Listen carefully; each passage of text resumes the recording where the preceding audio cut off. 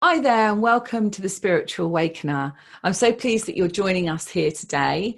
This is a show where you are going to experience everyday people like myself, and you'll hear their spiritual awakening and how then they help other people in their lives and transform their lives and expand their consciousness. So I'm really happy to be here today with actually a very good friend of mine called Philippa King. She's going to be talking to us about her spiritual awakening. And unlike her and like me, we've had many, but pivotal ones that really, we feel transforms our experience of the world and really changes the way we see things. So she's going to talk about her spiritual awakening. She's going to talk about how she helps and serves people. And we're just going to have a lot of fun. So welcome, Philippa, to the Hello. Spiritual Awakener. How are you today? Yeah, really good, thanks.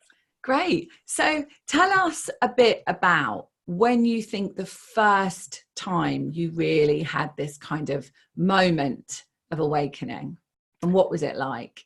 I was probably about 17 years old, so I was doing what 17-year-olds do and starting to go out partying and just generally living my normal life.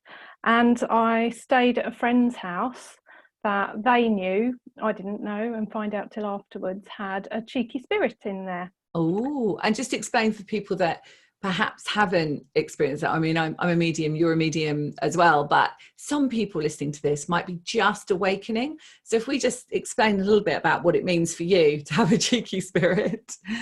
So for me now, with my understanding now, because it led me to a lot of deeper understanding about myself and energy and spirits, but at the time I was a bit freaked out.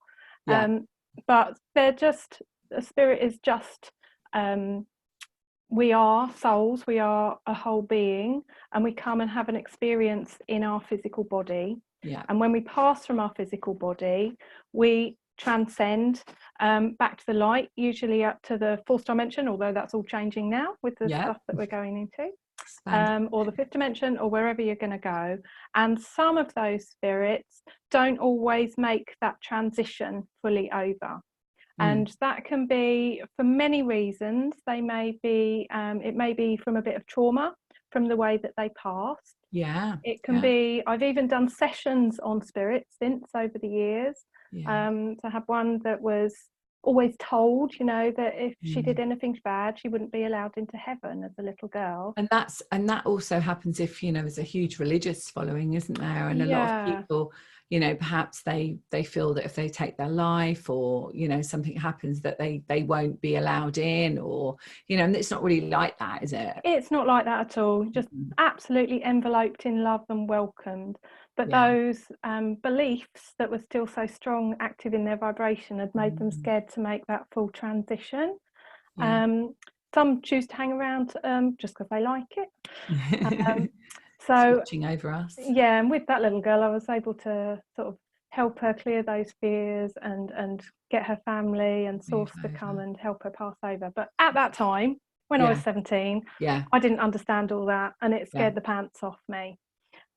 Because I could I could sense this energy, and all I wanted to do was sort of curl up and be in fear. And what I realised was, and learned afterwards, was that actually that's why I picked up on it so much. I was already quite sensitive, and actually if I just had that grounding training I wish we all had at birth, about taking care of our energy and our space and understanding everything is a being having its own experience, I learned to just give out love and put myself in a bubble.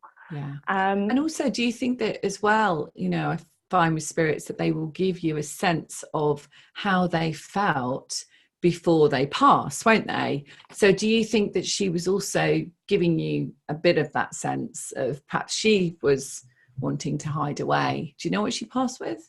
I don't know what she passed with. I know that she was quite cheeky. I think she just liked living in the house. I found out afterwards she'd always been in the house.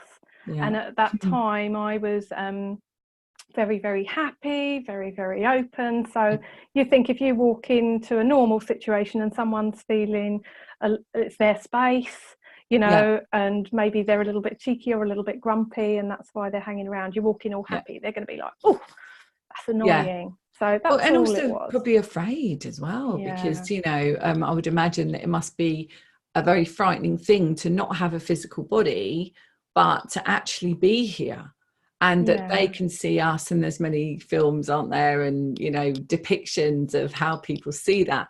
But just to take the fear away from anybody, you know, that might be listening and hasn't experienced anything and doesn't really want to and is afraid of it, should we just talk about how it really is?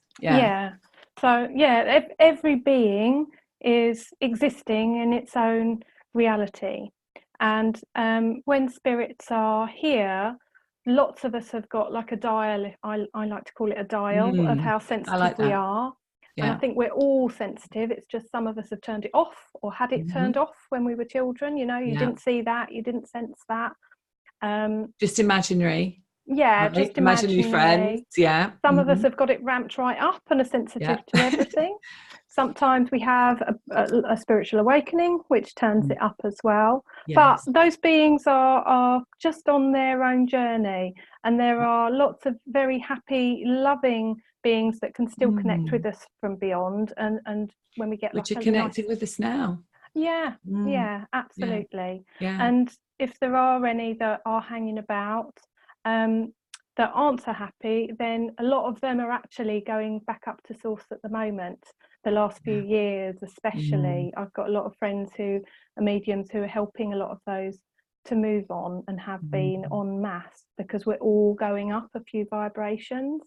So it's definitely I'm seeing as well. That's really interesting you said that, because what I'm seeing as well is the souls that have chosen to be with us on our journey, that we no longer need, that we can stand fully in our soul's mission, that we don't need those beautiful souls, which are invites, not entities or anything, but invites. We don't need them anymore. So I'm watching that in sessions as well, people like them leaving and allowing them to be on their own soul's mission, which is fascinating how that's just come in the last year, you know. So I hear you.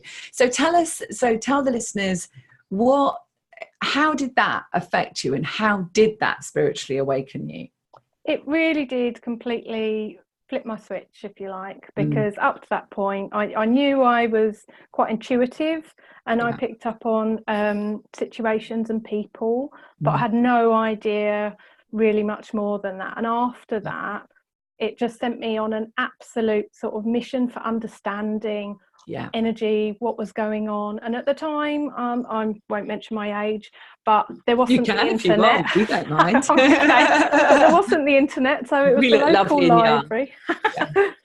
So I went to the local library. I digested every spiritual book there, and I just read them, went, that resonates with me, that doesn't. Literally digested everything, took on a lot more information, and then was very lucky. Through that, I started to sort of have more awareness that I had guardian angels, guides, that supporting energy there, and started to send out wishes to learn more, which I realise now, and much later on, was sort of manifesting. And I met a really wonderful teacher. She just popped into my life, and she taught me how to really take care of my energy, and explained to me why I was picking up on other people's.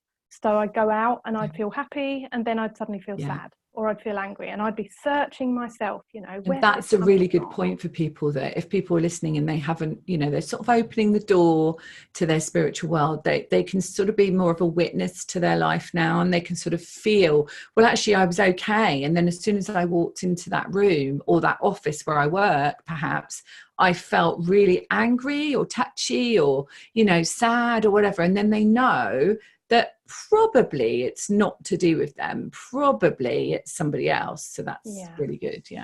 Definitely. So it really taught me to learn what's mine and what belongs to other people. And that was, and she also taught me how to start working with my guides, and how to start working with energy a bit more. And then at the next sort of, when I was ready, I suppose, in the universe for that, I was trekking in the Himalayas, and this was another big point, and we found a pony with a broken back.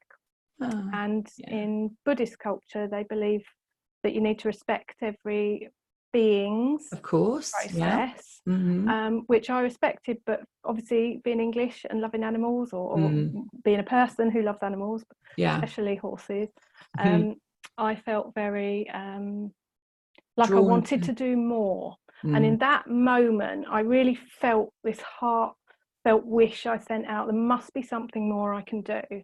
And then when I got back to England, healing started to turn up on my doorstep. And so I stepped into that and started doing healing, and within a year teaching healing. Incredible. So that's a real fast track, isn't it? So when you say, just go back like one step, so when you started doing healing, what does that mean for people? Because I think a lot of people feel that they need somebody to fix them, and this is where we're coming away from, aren't we? We're coming away from, let's find someone to fix us. No, let's find someone to facilitate us to heal ourselves. So what did you do in that first step of your healing? My first step was Reiki, which I've taught for 20 years. And I feel that it's there's lots more now, but certainly back then, and I still feel for a lot of people, it's a very, very safe, gentle, wonderful first step into healing, because it's a very gentle, warm, safe energy, and all it's doing is turning up your little dial to remember that connection to love and light that you already are and always have been, so that you can bring yourself into balance, or you can literally be like a wire and plug other people in, but you are not giving them your energy. You're not taking their energy on. You are literally just allowing that source energy that they've forgotten how to turn the dial up on. You're the channel, aren't you? You're the channel for that. And so, you know, for people to remind themselves that, you know, we're a soul and a body having a human experience, and that we all have this ability to heal ourselves. We just have to turn that dial and be ready. And so if you're listening to this, you're either doing this, you're either well on your journey, or you're just opening the door.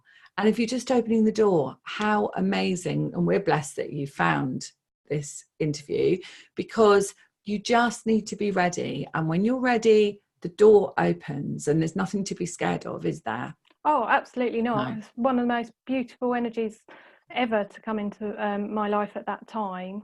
I used to suffer with quite bad anxiety from actually I found out later on it was from the pill, but hormone imbalance. You know, and if you are taking the pill, and I mean the contraceptive pill, obviously we're not doctors, even though we are quite scientifically trained on lots of levels, so it's really important to go and talk to your doctor about that, and maybe try different things, because, you know, sometimes it might work for somebody, doesn't work for me, doesn't work for you. I find it doesn't work for people that have turned the dial up, to be honest, but it might work for somebody, mightn't it? So we have to be aware of that medication is important for some people, and for some people it just isn't the right course of action. And everybody's totally different, aren't they? In how they respond to things. But it just totally got rid of all of that. So the anxiety had just gone. Some other things had just gone. And then as I started teaching it and working with people, I really found my calling. So teaching people to connect with their own light, teaching people to be able to tune into their own space, rebalance themselves, and just seeing the changes in people and the changes in their lives. That was it for me. I know, and I wanted to do that mission, more. Isn't it? It's like, you know, and I always say to people, you know, when you wake up in the morning and you feel like you're not going to work, you feel like you're just having fun and helping and supporting people, and obviously I have fun doing this podcast as well now.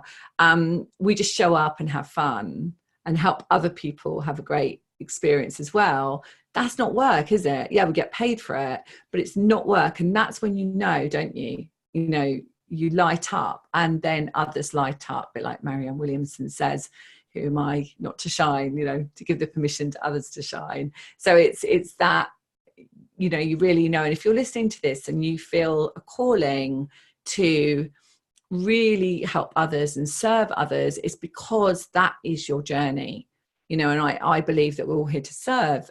We just need to find that part of us. It might be to work with animals, it might be to work with humans, it might be to work in a shop, in a charity shop. It doesn't matter what it is, but it's when you feel that you're lit up when you're doing it, and you feel that feeling of heart, isn't it? That heart connection. It's glowing. Yeah, as you glowing did. And gratitude. We're actually 15, aren't we? You can tell. No, we're not, but almost. But when you were the donkey, going back to the horse or the donkey, you had that instant recognition of calling that you wanted to do more. And that's probably because that was part of your experience. You needed to experience that. You needed to see that, so that it was such a strong feeling, which led you, which is great, really great. So how do you help? I mean, I know how you help people, but tell the listeners how you help people. So say somebody is really resonating with what we're saying and they feel really drawn to your energy, and that's how it works, isn't it? Like, someone will feel drawn to work with someone at a specific time in their life. So how could you help them? Okay. Yeah. Well, I work very much with the whole person. So their whole energy field, their mind, their body, their emotions, and their whole spiritual being. So not just us here, just our body. I'm working with like the whole team that is you, your higher self, all aspects of your soul. And I see my role as, I see everybody as like a bubble of love and light, which now is really changing shape and getting bigger as we're forming that more stronger contact with the higher aspects of ourselves and bringing that true frequency that we really are to earth. So, but during our soul's journey, we can take on a lot of stuff from earth lives, from other lives before earth, in other dimensions and planets, and some of the experiences that we can have and the beliefs that we can take on can clog up our light. And that's always felt as a kind of heaviness or a stuckness in our life. So we might feel completely comfortable and happy and confident with our friends or at our work, but in love area we notice that we hide, or we have resistance, or it might be that area is completely comfortable, but when it comes to doing what we love and bringing our gifts forward, we've been killed for being a healer many times, right? Yes, definitely. So there's a lot about that, because we haven't lived in such an exciting time for hundreds and thousands of years, where we can be a healer, we can be our true selves, we can be a woman and have more rights, we can be a being and have more rights. But there's never been a safer, more exciting time to bring your gifts forward.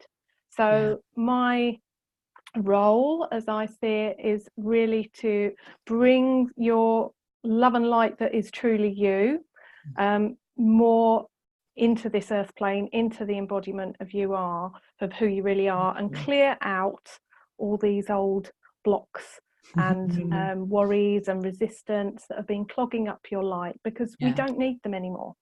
And a lot of my work is clearing a lot of old contracts and vows and agreements and things as well. So people might be consciously, really wanting to create powerful change in let's take the healer example.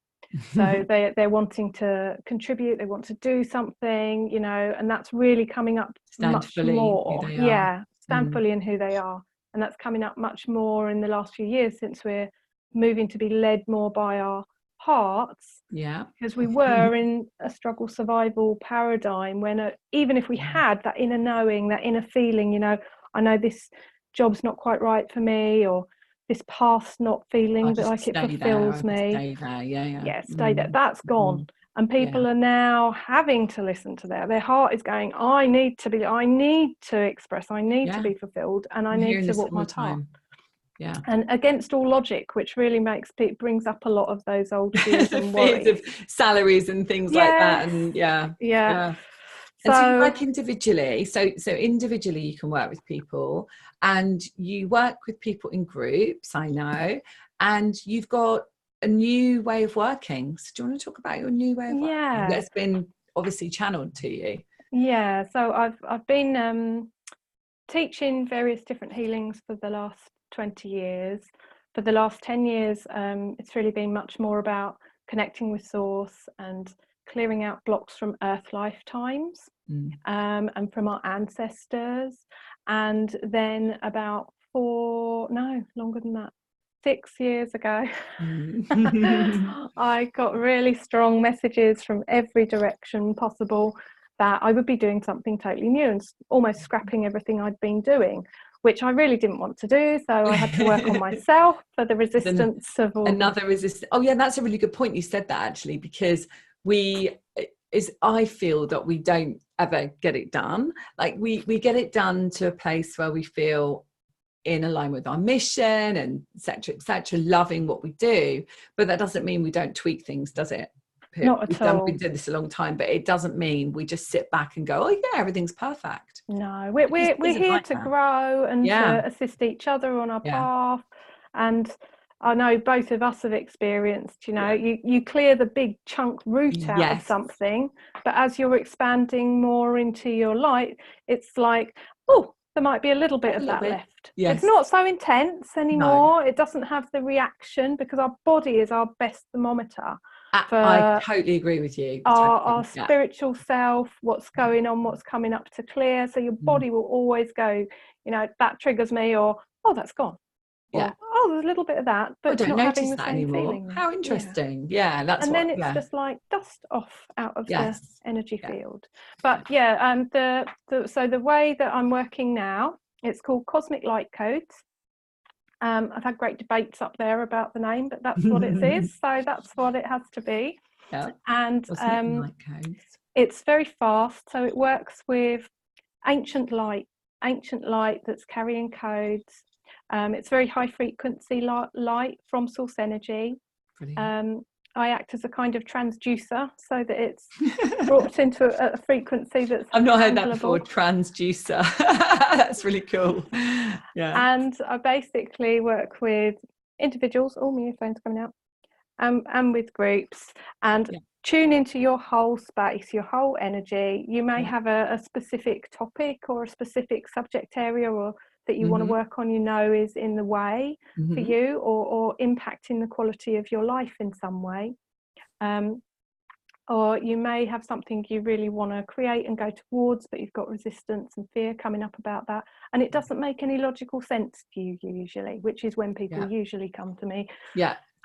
And usually probably that they've done a lot of work on themselves. I mean, quite often people will find, well, they will always find the right person, and whether they've done a lot of work on themselves or not, but they will always find the right channel, won't they? Absolutely, feels the resonance too. But quite often we will attract people that have done work on themselves, and then can be open to a higher dimension, which is really good.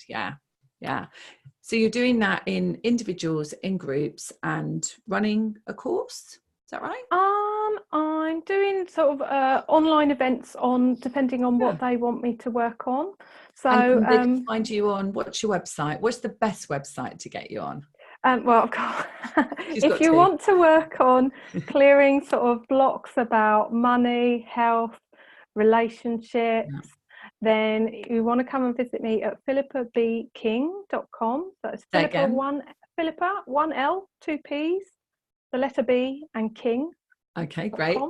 .com. And the Cosmic Light Codes, which works at a much deeper planetary level. So it's connecting you with your higher self, your cosmic self. It's clearing your timelines right throughout all time and space of blocks, and bringing frequencies in to activate you aligning more fully with your light body, your path, your gifts. So that the role of the new healing is bringing your true frequency to this plane, although it's a lighter vibration of earth we're moving into, to create a new reality here. So it's rather like you've got, so if they want that website, that is cosmiclightcodes.com. Oh, that's an easy one. Cosmiclightcodes.com. Yeah. And how else can they get hold of you? They can email me at hi@cosmiclightcodes.com. Hi as in H-I? Yeah. Yeah. Say it again. H-I? H-I, hi@cosmiclightcodes.com. Okay, good. And Facebook? Facebook is Cosmic Light Code. Okay. Because it wasn't available with the Cosmic Light Code, and they'll find you. But if they put your name in, will they find you? Yeah, Philippa King, they'll find me as well. So I've got page for that as well. Yeah. And also we were talking about, I know that when we're talking about writing books, it's a work in progress, right? Because I've been writing mine for about 5 years and just finally finishing it, Awaken the Light Within. But for you, you are also putting together a book. Do you have a title yet to put out to the universe, or? Well, it's a trilogy. Oh, yeah, called, brilliant. The Golden Wave. The Golden Wave. Wow, and it's moving into the golden energy. This era of golden energy we're moving back into, that we had a couple of opportunities before, but now we're coming back into. So it's going to be living in the new energies, loving in the new energies, and working in the new energies. Wow, I love that. So now you've said it out in the ether to the universe, and people are hearing it. They're going to want to come and get that book. So you now have to get on with it, don't you? Yes. I've been putting it in my hand and giving me bits of it for ages and ages, and now I've been told I've got all the info, I just need to put it together. So I'm chomping through about half of the first one at the moment. Brilliant. Well, is there any last thing that you want to say to anybody that's listening on this podcast? I would just like to say that whether you are already well on your path of connecting more with your spiritual self, or you're just listening to this because you're curious and you want to find out what's out there, really listen to your heart and your intuition, because it will always, like Susan said, it will bring you to the right people, the right time, to turn on the radio at the right place, to pick up the right book, because we all have got our own individual path. And just setting an intention that you want to connect more spiritually to all of who you really are, your journey. That intention will set up the flow of energy for those intuitions, those moments, and timing, perfect timing as well, to come into your life and bring those things to you. And it will always be, if you ask, it's always in the highest and best way, then it's always going to be in alignment with your pace as well. And with ease and grace, I always say. With ease and grace. Well, thanks so much, Philippa. And I call you Pip because you're a friend of mine, but Philippa King, for being on the Spiritual Awakener. So thanks so much for listening in. If you've got a story that you want to share with me on the Spiritual Awakener of how you awakened to the way that you help people in the collective, please contact me at susankennard.co.uk. That's Kennard, or susan@susankennard.co.uk if you want to email me. Facebook, the same name. Twitter, all social media, the same, Susan Kennard. And I can't wait to hear from you. Lots of love, and see you on the next episode.